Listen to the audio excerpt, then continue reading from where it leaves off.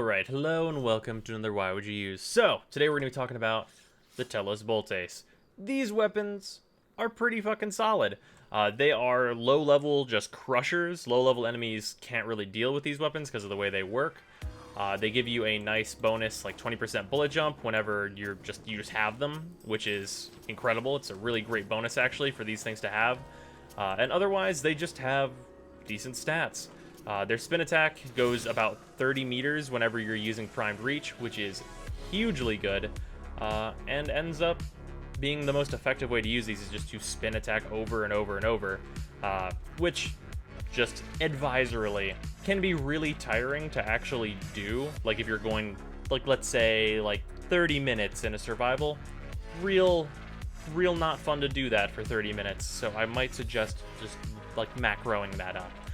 So that you don't break your hands. Definitely a suggestion. But let's look at the stats of these things and what I got going on. So, because you're going to be spin attacking so much, Maiming Strike is incredible on this weapon. Because obviously, 90% critical chance all the time makes this super consistent for criticals, and it does work on the spin attack to make it just critical all the fucking time. And of course, with that, Berserker becomes incredibly consistent, so that's amazing here. Prime Reach, obviously a no-brainer. Some Elementals, of course. Body Count, because the combo counter is still really good, and for tough enemies, you're going to want to spin into them and build your combo, because you can definitely kill them that way. And then otherwise, Prime Pressure Point fits on here, so there it is. And then also Life Strike, of course, for healing. This is, of course, the mod that gets replaced first, whenever you don't have to worry about dying. So this build actually ends up being pretty damn good. I have been enjoying this quite a bit, and let's just get to it, because it kind of shreds. Like it shreds for like a good long while, actually. So let's just get into this. It is worth noting that because it is line of sight on the spin attacks, you will want to make definitely sure you're kind of in like the center of a bunch of enemies, and then just be like moving towards the enemies you want to murder with them.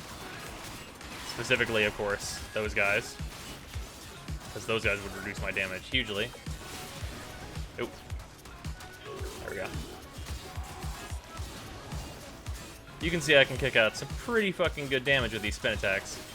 But for those tougher enemies, like the heavy you saw there, actually getting into them with the Boltace is what you're going to want to do. But yeah, this thing, went off the edge. This thing is Spin Attack City. It is hugely Spin Attack City.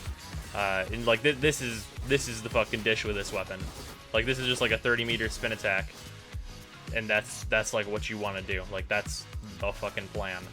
But yeah, that's what makes these weapons good, and enemies at low levels cannot deal with it, not even a little bit. They have no fucking chance whatsoever. The wave also hits nullifier bubbles, which I guess I should show. And they also recently fixed something with this weapon. It used to have enemies above you would very commonly not be hit. I think that's been fixed now. Oh, let's let his bubble actually get a little bigger. But, yep.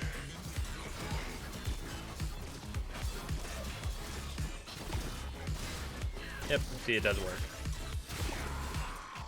So you can clear out a pretty big area of nullifiers like that.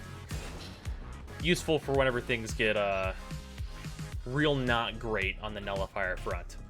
But yeah, that's the Telos Boltace. Solid. Disappointed they don't have the Syndicate proc, but otherwise, solid melee weapons. Really glad to have a good variant of the Tonfa.